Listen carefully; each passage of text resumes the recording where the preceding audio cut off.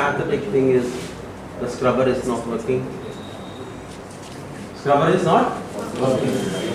So with the result, the gas escaped and thousands and thousands of people died.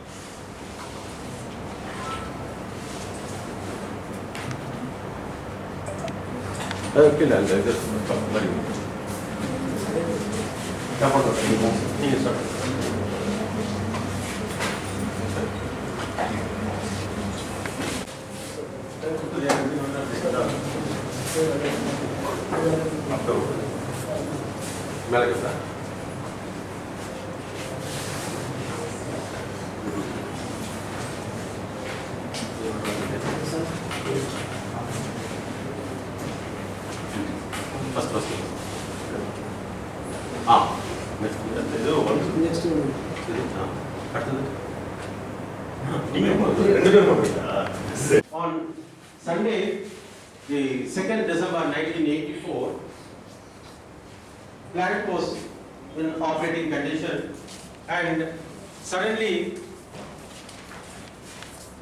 the methyl isocyanate gas and other chemicals from the plant were leaking from the industry. The Bhopal gas tragedy, commonly referred as Bhopal disaster, was a gas leak incident in India, considered one of the world's worst industrial catastrophe.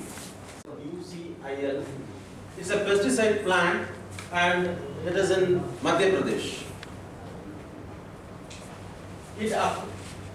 Okay. What happened?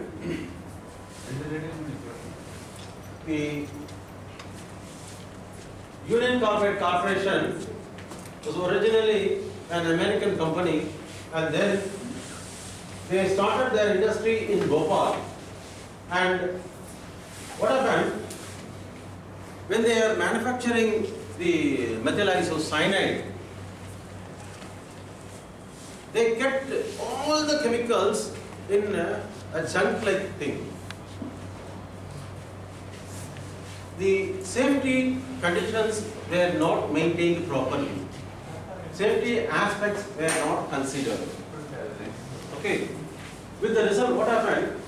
When the water entered into the tank, then immediately the temperature started rising. That means they must have a controller. They must have some safety precautionary measures to monitor that one and to control that one. Right? So the people were also not that much skilled, unskilled people were working in the night hours. They do not know what to do. With the result, the gas escaped to the nearby vicinity, and the wind velocity was also very low at that time. If wind velocity was too high, then it would have been diluted to certain extent. But wind velocity was not that much. With the result, the vapors were staying in and around that factory. And in and around that factory was the residential area. Right? So, many people died in that incident. Right?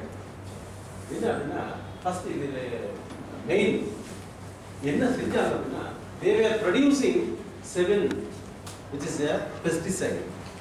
For that they were using this methyl isocyanate as an intermediate product, right?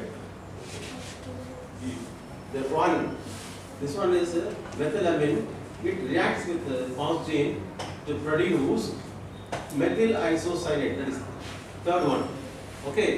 Next, this methyl isocyanate reacts with 1 naphtol to give the carbaryl. This is the product. Right there. What happened? The methyl isocyanate containing that the chamber was filled with water.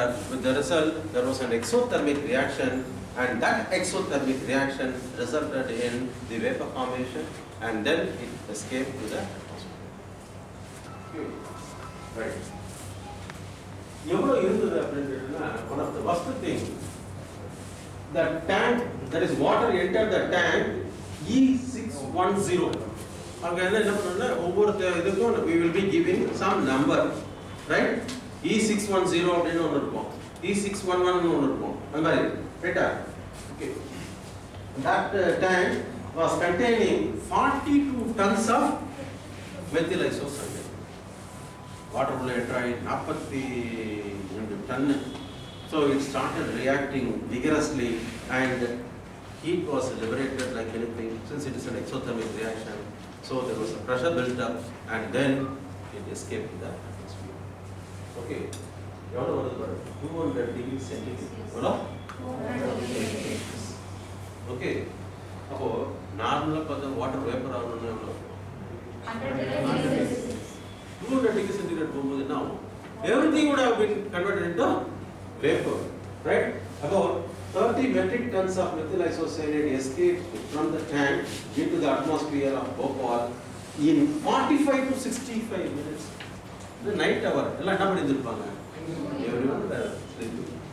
But when they were breathe suffocate out, irritation. With the result, people started waking up and they were rushing outside, right? And everywhere, all the people were panicked. And they were rushing, they were running. Similarly, the cattle also, right? With the result, see the factory, right? With the result, many people as well as cattle also died.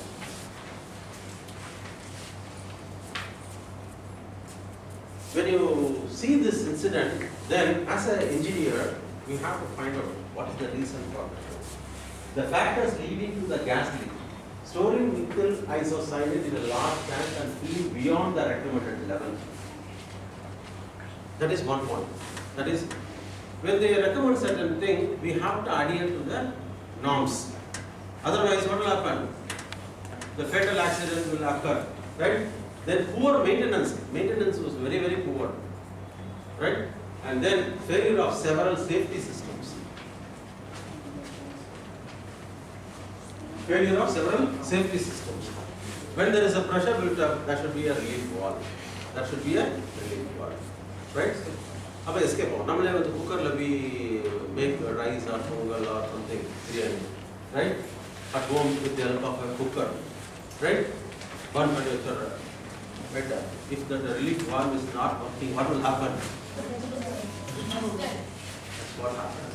That's what happens. Right? And the safety system being switched off to save money, including MIC and refrigeration system.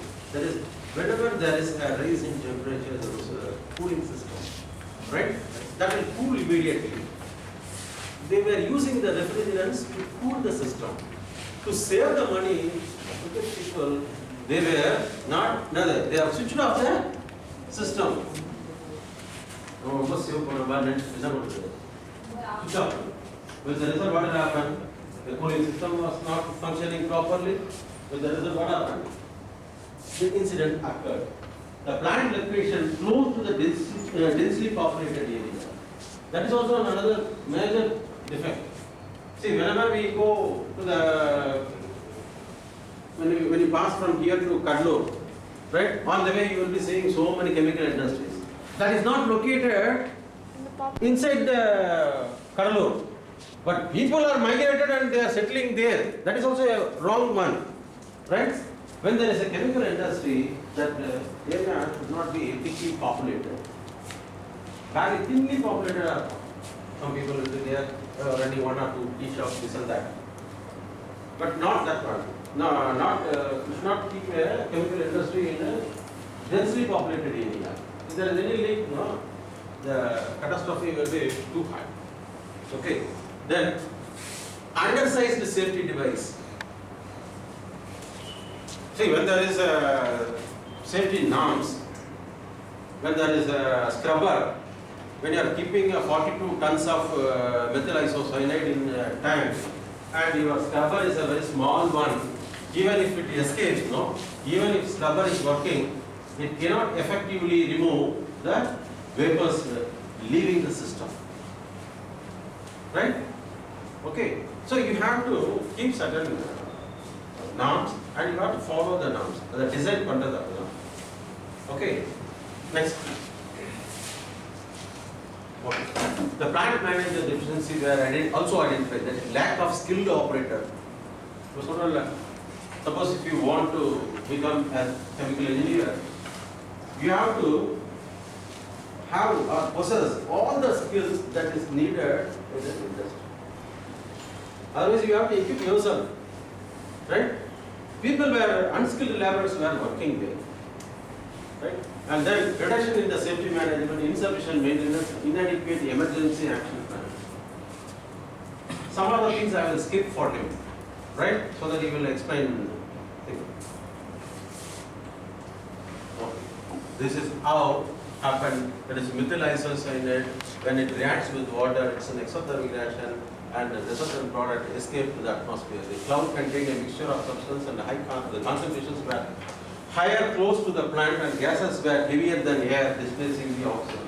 When it is heavier than air, what will happen? It will move towards the surface area. That's why it has affected all the vegetation and other things, and also it spread to the nearby residential area. Right? Heavier, lighter than air on the line. If it is lighter than air,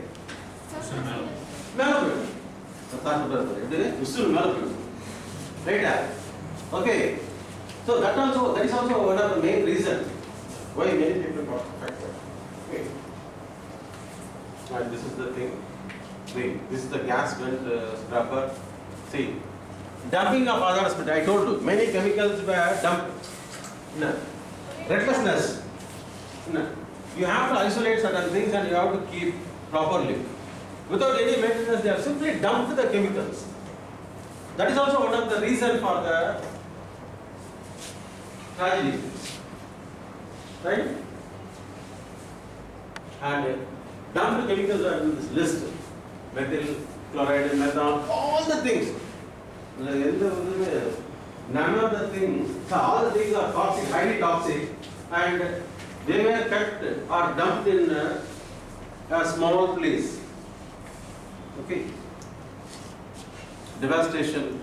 Officially, people said that 3,787 deaths, but it was reported unofficially, it was more than 16,000 people died. Not only 16,000 people died, and because of that gas leak, because of the gas leak, people get affected by the gas, their generations are also affected. Next generation are also affected. That also I will show you the thing. See the thing, the cattle were running in the street to escape from the thing. They also inhaled that one and they died.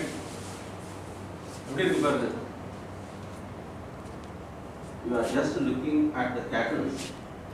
This was the case. I don't want to put that slide. It was the case for the human being also. Right? Health effects are the worst thing. With the result, even today, people were affected by the tubular necrosis in the kidney. That is a malfunction of kidney, malfunction of the liver, and also their respiratory systems got affected, and many people were, what do you call it, premature deaths were there, and several, what do you call it, many women were unable to give birth to a child. Reproductive systems were totally affected. Right? The long-term effect for the, it is estimated that 1 lakh to 2 people have been had the permanent injuries, and reported symptoms were eye problem, respiratory difficulties, neurological disorders, cardiac failure, secondary to the lung injury, and female reproductive difficulties, birth defects among the children born to the affected women. See the thing. Okay, huh? Right?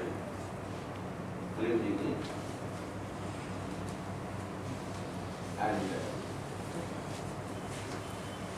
as a chemical engineer, we have to maintain certain safety norms. And also, the industry has to have that safety drills or safety mark. Those things could have been carried out regularly, because very pathetic thing is they do not know how to control or how to get rid of the situation. Even the district administration were not knowing what to do. Another pathetic thing is people who were admitted in the hospitals were simply given drinking water, dilute water. They do not know how to treat their patient who are affected by this methyl isocyanate. Right?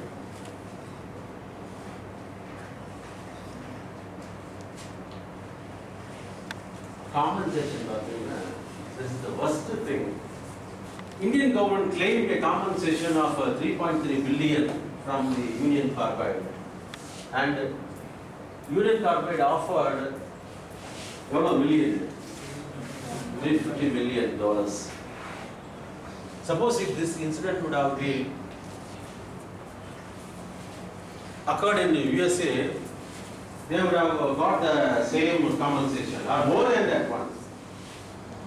But ultimately they settled for 470 million, that is insurance sum plus the interest.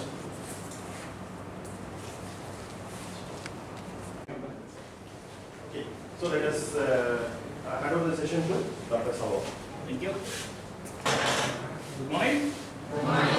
Happy to see you, young people. Good morning.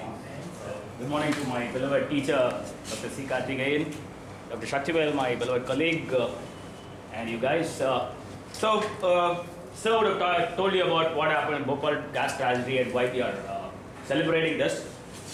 I would like to throw some light on India's challenge in the global context.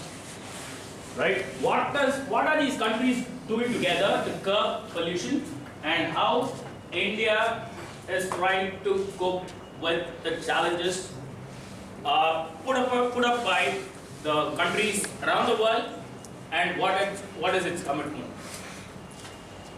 So, climate change, the global change requires collective global action to avoid and minimize the impacts. You know what climate change is all about, right? What is this climate change? Why people are so much worried? For the 2-3 decades, people are very much worried about this climate change. What happens? What are the outcomes of this climate change? Yeah? Global warming, then melting of Arctic ice sheets, then okay, and then you have drastic tsunamis, and you have this drastic El Nino and La Nina effects. You know what El Nino and La Nina effects are? Okay, these are very pertinent to South American Pacific coast, where you have the underwater currents, which either bring in more rain or no rain. So today, this year was La Nina, which means we had lesser rains because of the monsoons this time, right? So, so people are very much worried what will happen over the period of time what is going to happen to the generations which are going to come live in this world? Are we going to leave this world a better place for generations to live? Are we going to, by greed, loot all the resources of the earth and make it a dirty desert out of this place for the generations to come? Are you all with me? Okay? So, the government of India is committed to address challenges from climate change and making significant contributions. Time and again, you would have seen climate summit happening at Davos, climate summit happening at Geneva, climate summit happening at Switzerland, all these places, right? What are the meetings that happened in the past 2 years? What happened last week in Egypt? A couple of weeks perhaps, in November. What happened in November? How many people read newspaper daily? How many people watch news channels daily? If you don't read newspapers daily, if you don't watch news channels daily, you will not get your job at the end of your final year. Because most of the times, the group discussion topic will be from, okay, we'll see that after 11:30, will be from the current affairs, and if you don't know what is that you want to speak in a group discussion, you're out. Okay, so my sincere advice is, try to be abreast of times, what is happening around you. Last week in Egypt, last month, should I say, in Egypt at Sharm el-Sheikh, we had the COP27. What is COP27?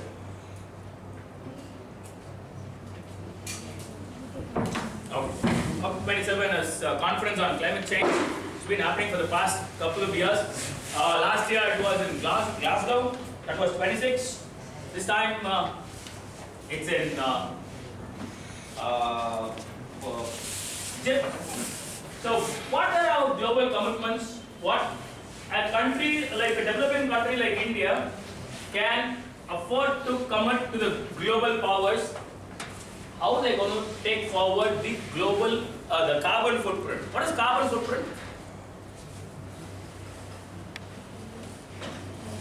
What is carbon footprint?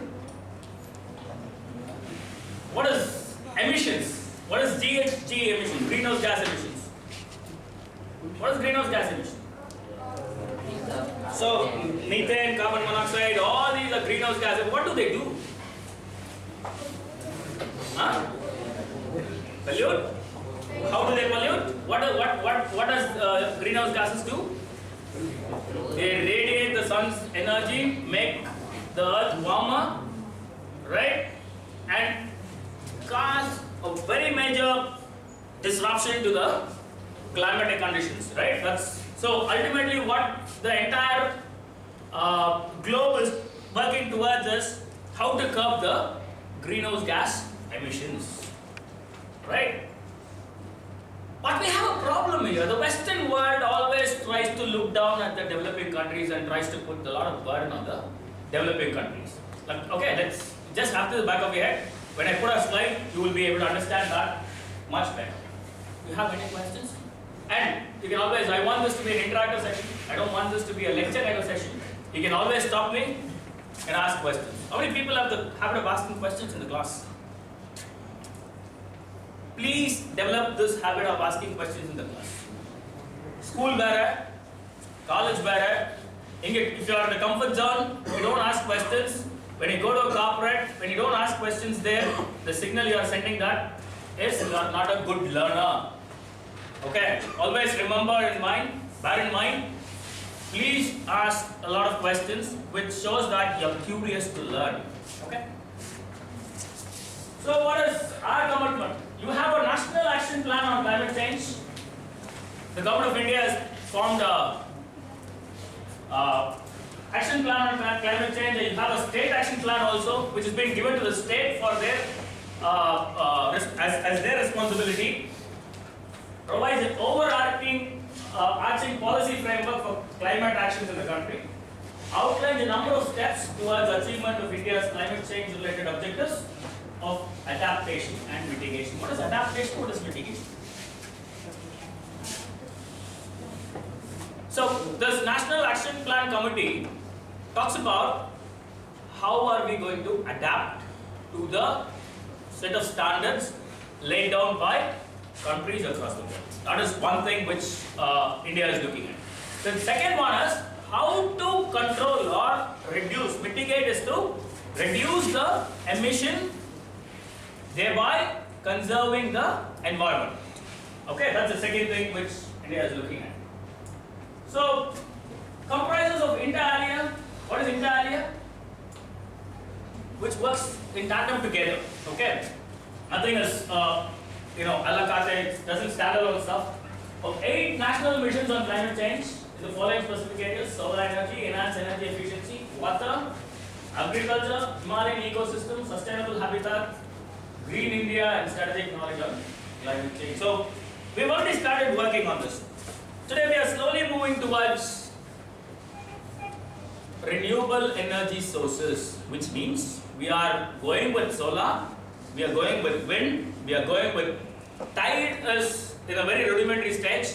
Even we are trying to make energy out of tide. What kind of energy we have? In India, 95% of the energy comes from energy. And when I say energy, what is this energy? Electricity. Energy comes from where? Most of them are thermal energy. How do you produce thermal energy? From coal. What coal? What is this NLC all about? Solar. NLC is about solar? What is NLC? Neyveli Lignite Corporation, right? They make energy out of lignite, which has got a 55% efficiency, which means that if I burn so much of coal, I get only 50% energy out of it, which means that it is going to be a big burden on the economy. It's going to be a big burden, and it's a very dirty kind of energy where you try to burn coal with lot of emissions. Right? Slowly we are moving towards that. Enhanced energy efficiency. How do I do it? If I slowly we started moving towards LED. What is LED? What was that earlier? What were the bulbs used earlier? What were the kinds of bulbs used earlier? CFL? What is CFL? What is CFL? Compact fluorescent lamps. Okay. So we started slowly migrating from CFLs to LEDs, so that we are at the brink of making things energy efficient. Okay. We are not worried about how much power is consumed for a particular CFL, and when I replace them with LEDs, how much do I save? That's the case of energy efficiency. Water. This becomes a very big problem because of the climate change. Some places you have water floods goes directly into the sea, like what we have here, and some places you don't have rains. So how are you going to make a balance of this? And the commitment of the government is to give clean drinking water, which is an essential. We cannot live without clean drinking water. And water as a resource is very, very precious. So how are we going to manage our water resources? And how are we going to go ahead with the water, use of water resources? Or creating water. So I cannot create, but use. Agriculture again. Organic farming. Right? We are going with organic farming. Yeah, there are a lot of problems. Yes, when you switch from the conventional farming to organic farming, you have a lot of problems, but still, we have to do it. Himalayan ecosystem is again a big challenge where the rise in temperature will have havoc on the snow-covered mountains. Sustainable habitat. What is sustainability? Yeah. A steady, consistent, uncompromising, a win-win situation growth is what is sustainable, right? So sustainable habitat, green India, how are you going to go green? So totally, slowly we are coming from your internal combustion engines to electric vehicles, right? Slowly we are moving from that. Okay, the technology is not matured. Any technology when it comes into introduced is not matured, slowly mature over a period of time. and strategic knowledge. How to have strategies on climate change. What should I strategize to fight the climate change is what it's all about. So international efforts to address climate change are guided by United Nations Framework Convention on Climate Change. So ultimately, all these climate summit meetings, who is organizing these climate summit meetings? United Nations organizations, right? So they have a clear-cut path which tells countries as to how to go about fighting this climate change so that we mitigate or we try to find substitutes for the existing technologies. And there are two instruments. One is called the Paris Agreement. I should have put the Kyoto Protocol before and Paris Agreement later. Nevertheless, the Kyoto Protocol came much early. How are they doing it? How are they implementing it? How do you take money from the bank when ATMs were not there those days? What are the ways of using it? Okay, even an ATM, how do you take money from a bank? That's an instrument, right? Check is an instrument. Your ATM card is an instrument. So you have a way via media to do something. So what is the via media for UN? To see to that they fight an unabated battle against climate change. There are two instruments. One is called the Kyoto Protocol. Another one is called the Paris Agreement. And India is party to both of these instruments. We are part of both Kyoto Protocol and Paris Agreement. Do you understand this? What is India's role globally when it comes to fighting pollution? Right? How do we commit ourselves to the entire world to show that we are all on the same page with them?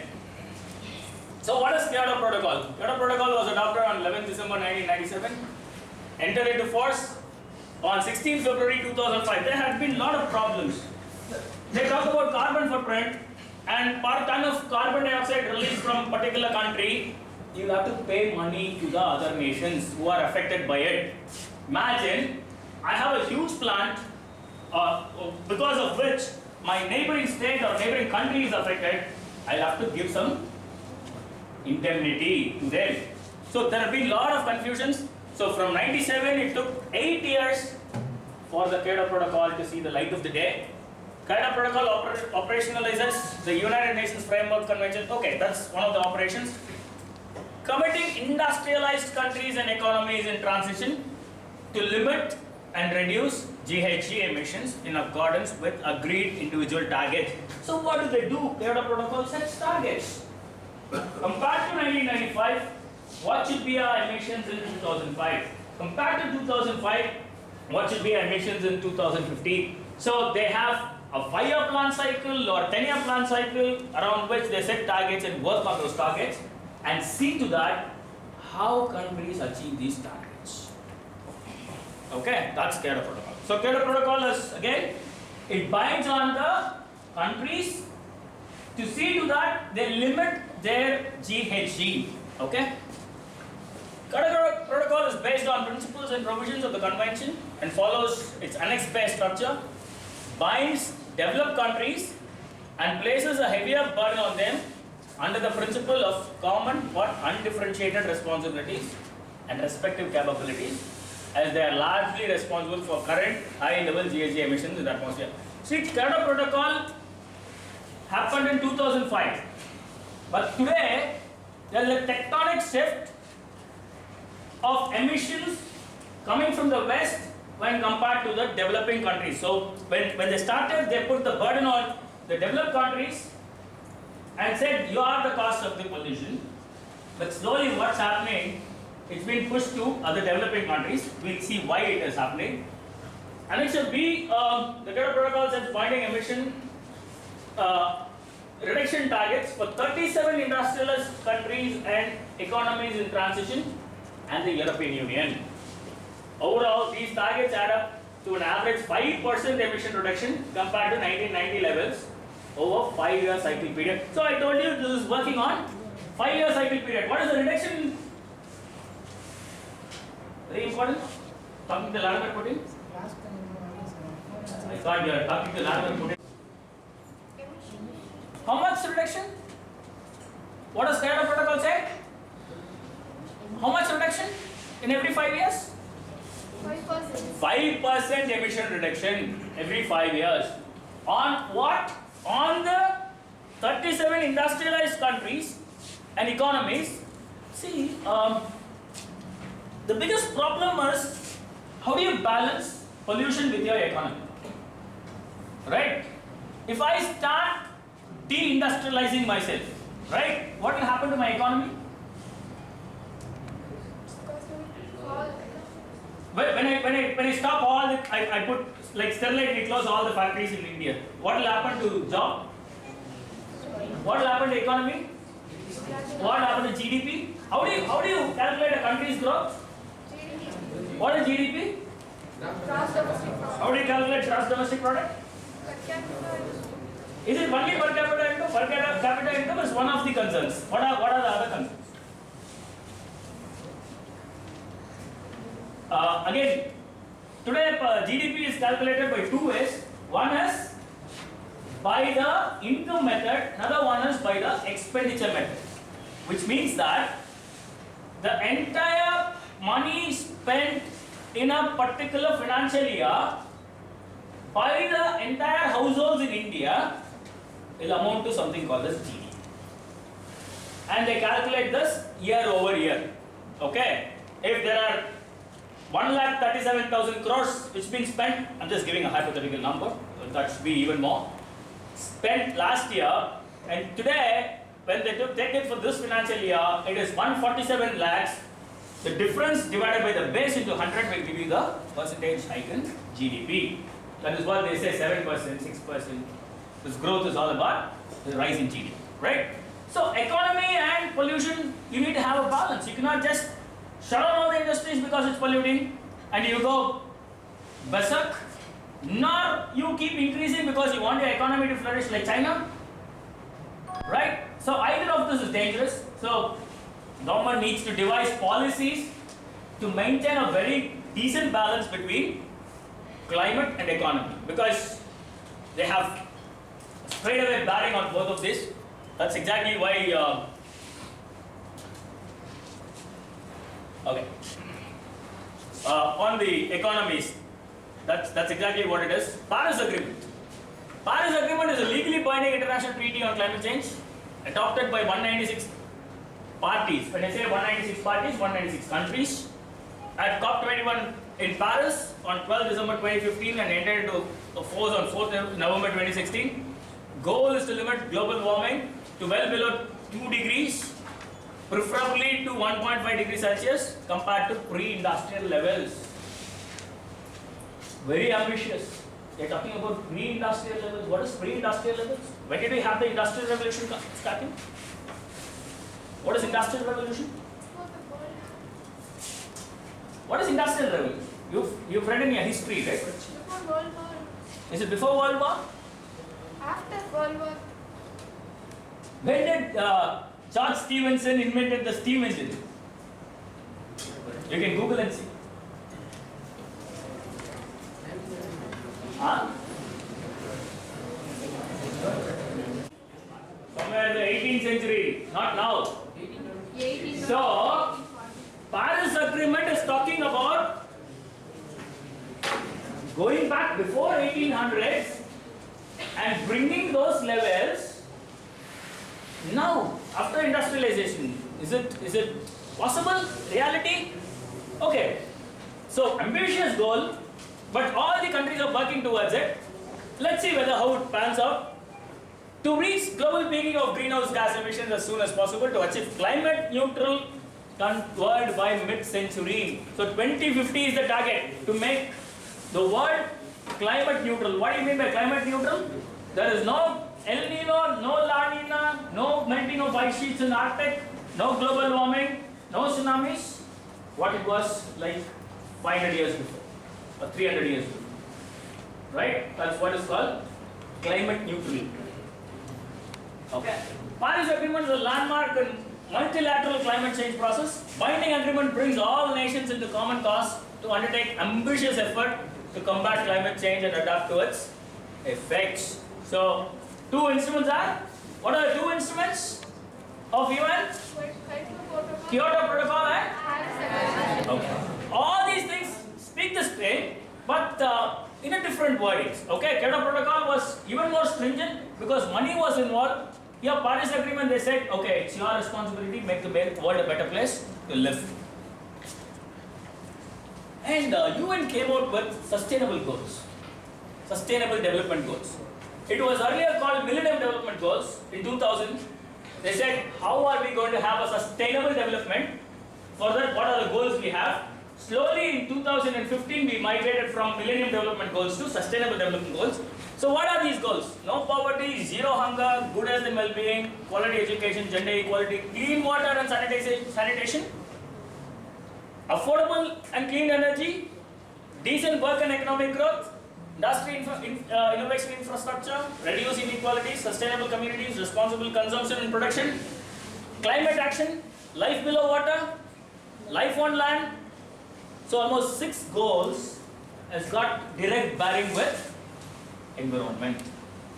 Of these 17 goals which the UN came out with, 6 or 7 goals has got direct bearing on how to combat climate change. Right? So sustainable development aims to safeguard the interests. What are sustainable development? Future generations try to address, I'm sorry, the T is a small, it has to be a capital, address the concerns of our contemporaries and counterparts across the globe.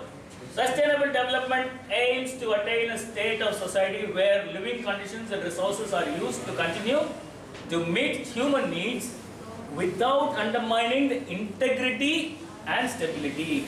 I grow. How do I grow?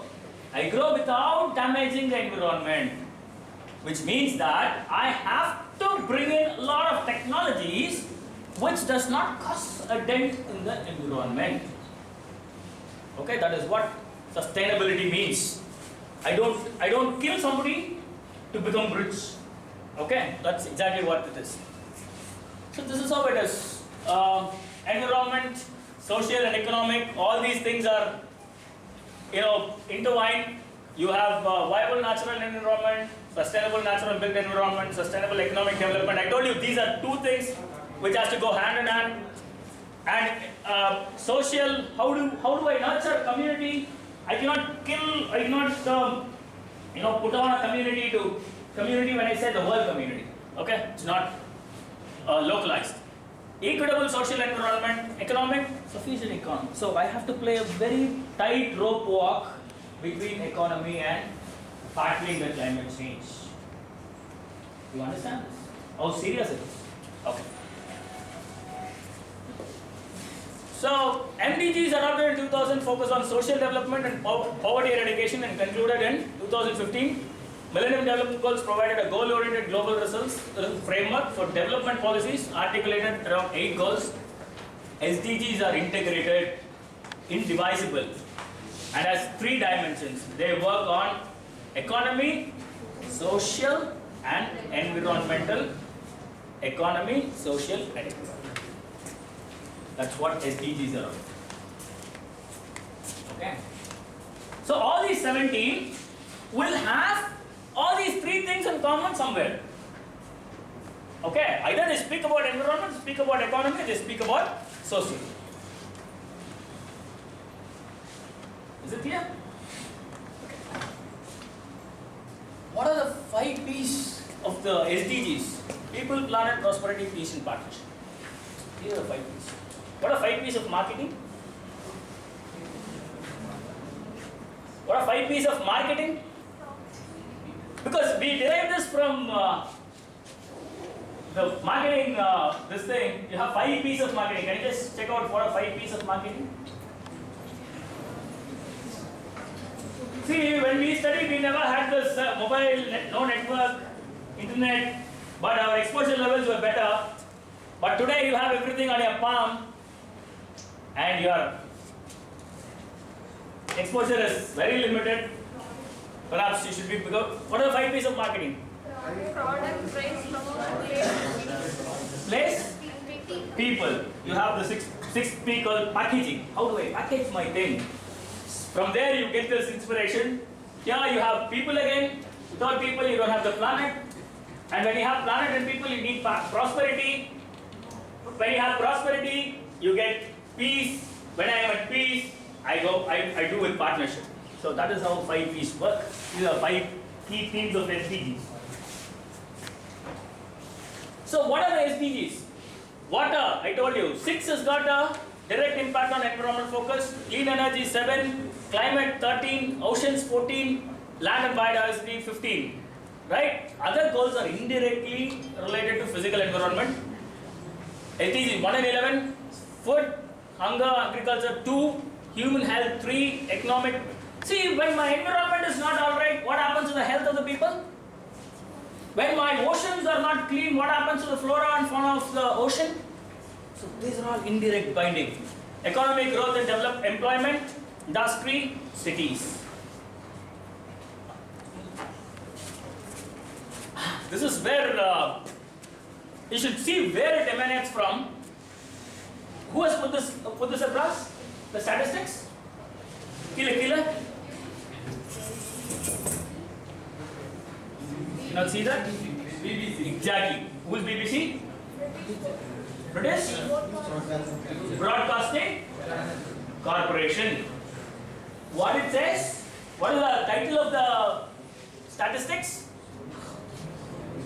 What is the title? India is the 4th biggest emitter of carbon dioxide. There are few dots here. Can you see those dots? What are those dots? Per capita emission. What do you mean by per capita emission? Overall, how much he emits? How much he is responsible for carbon dioxide emission? Look at China. Though the bar is more, what happens to the dot there?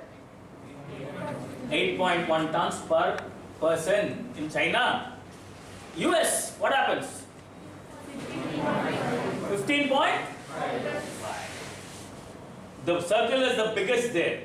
Though the emissions are low, circle is the biggest. Third one is European Union, 6.5. How much emissions? Somewhere around 3,000 megatons of carbon dioxide emissions. You look at India. The dot is so small. Why do the Western countries try to put a burden on India? Because our population is small, but we don't emit like what US emits or the European Union emits or any other Western country emits. But still they are looking at India because of one reason: they cannot accept India becoming a faster growing economy in the world. Okay, the West always has this problem. Okay, West always tries to show developing nations with bad picture. Today, what is happening to UK's? Can you give me 5 minutes? What has happened to UK's economy now? Can you tell me why the Western carbon emissions have gone down and Indian carbon emissions, the Chinese carbon emissions have gone up? Population. Not only population. What these Western fellows did was they just migrated all their manufacturing facilities to China and India and other developing countries. They said, I'm very clean. You are dirty.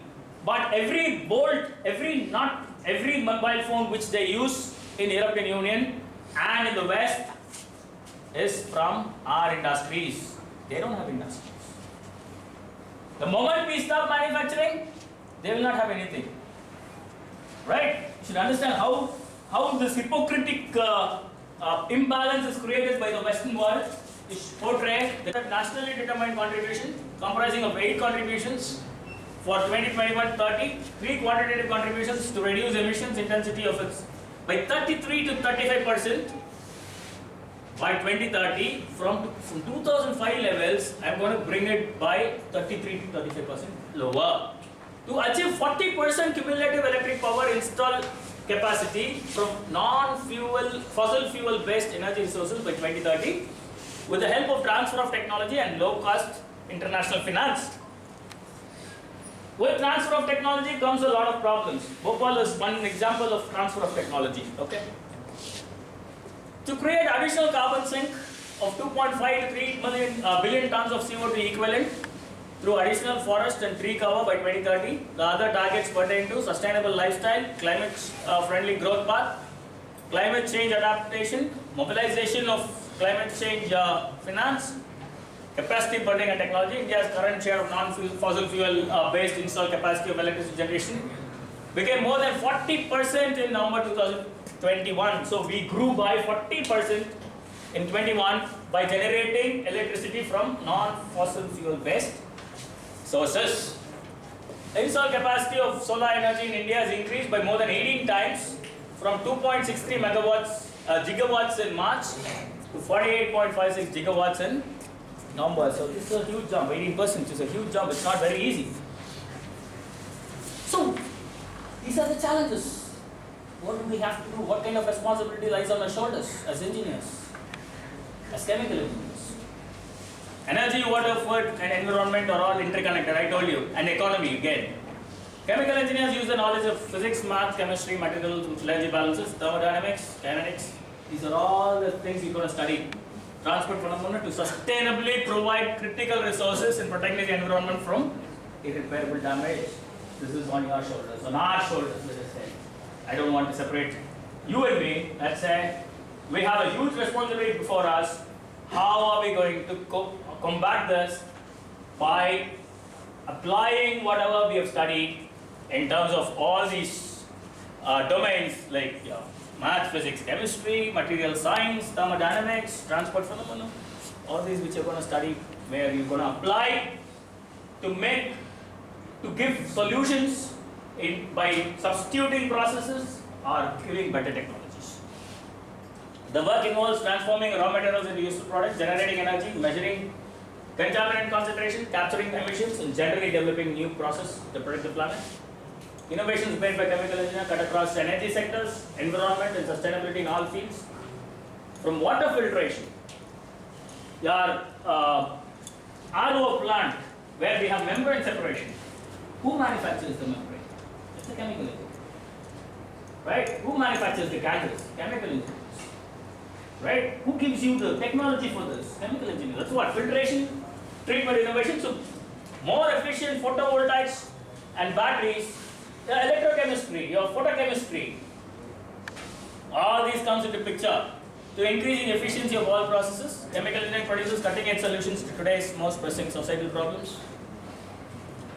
Problems in energy, environment, sustainability, space, inherently involve a combination of molecular, chemical, material science, physics, behavior, and the process level systems understanding. Solar energy generation is a cost-benefit analysis. What is the efficiency of a photovoltaic cell? What is the efficiency of a photovoltaic cell? What is a photovoltaic cell? What is a photovoltaic cell? How do you convert solar energy into electrical energy? How do you convert? What should you have? Solar panel enna irukku? Yeah, open up. You're right. You have photovoltaic cell which converts the light energy into electrical energy. The efficiency is very low now. Maybe you can use your knowledge in material science to give out better efficient, substitute them with better efficient products. Carbon capture, about scrubbing, where you make absorbers of better materials so that the carbon dioxide does not escape and go into the atmosphere. Chemical engineers are also involved in new raw materials from sustainable sources aimed at reducing, reduce waste without compromising on performance. This is what it is. Chemical engineers involved in developing new materials. Chemists create reactions. But what do chemical engineers do? We scale it up. When we scale it up, we have a lot of challenges. What is happening? Going to work properly in the lab will not be working properly when you take it to the higher levels. So that is where the chemical engineering comes in. Chemical engineer design process to make a reaction cost effective, enough to be competitive without with existing technology. With a lot of constraints, chemical engineers will be able to work on all these things to make a world a better place to live. Okay, so that's what it is. You have any questions? I'm happy to answer. So you understood what is India's context, the global scenario, the commitment to fight the climate change, mitigate climate change, right? So COP26, where India gave 5 nectars, and they said they'll be carbon neutral by the end of 2070. When people are talking about mid-century 2050, China said it will take 2060 to be net zero country. Similarly, India said they will be net zero only by 2070. It's not that abracadabra which happens there. Maybe Europe pushed all the industries outside. We cannot do that because we are a country with large population. When we have large population, we need job creation. Job creation comes only with industrialization. We cannot afford to push the industries outside India. Right? European Union, very, very, very low. The population is very low. So they can afford to do it. Or even America, the population is low, they can afford to do it, but not in India. So we need to have a balance between economy, job creation, and climate. So we were very clear, we never minced words in COP26, which happened in Glasgow, where we said we'll become net zero only by 2070, not before that. Okay, have any questions?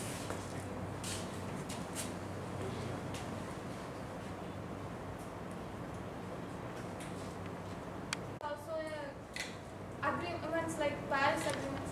No, MDGs and SDGs are the goals set by UN to reach certain targets by the mid of the century.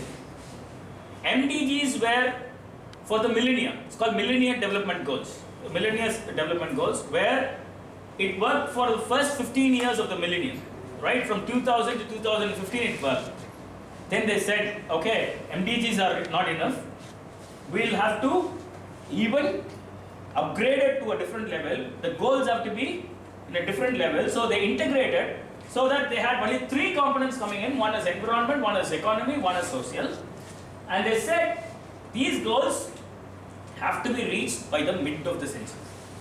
Though in COP26 there was a huge pressure on India to become net zero country by 2050, we were very clear, no, we cannot do this. Let's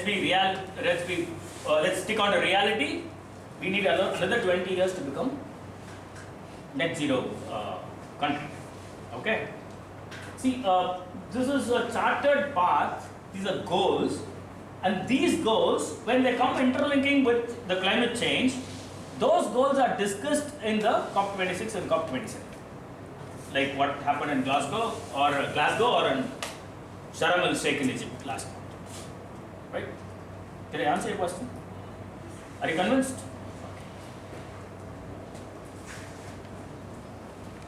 Why it is good? Because you take European countries, right? They don't have a population which is a workforce, which means that they're all old population, which means that their average age is more than 56, 55, right? With that kind of population, you cannot do anything, right? They're almost retired. But India, because of its population, you find a huge workforce, and the average age of Indians is like 27, 26, if I remember right. It's good in this aspect. Where it becomes bad is where the economy finds it very difficult to handle all these people, to make pull people above poverty line, to give them the essentials. That's where the disadvantage comes in. The advantage of that is you get a very beautiful workforce. That population, that age range of 27 to 35, where we have many, and that's going to again pull the economy to higher heights, greater heights. Is it clear? Did I answer? Convinced? Okay.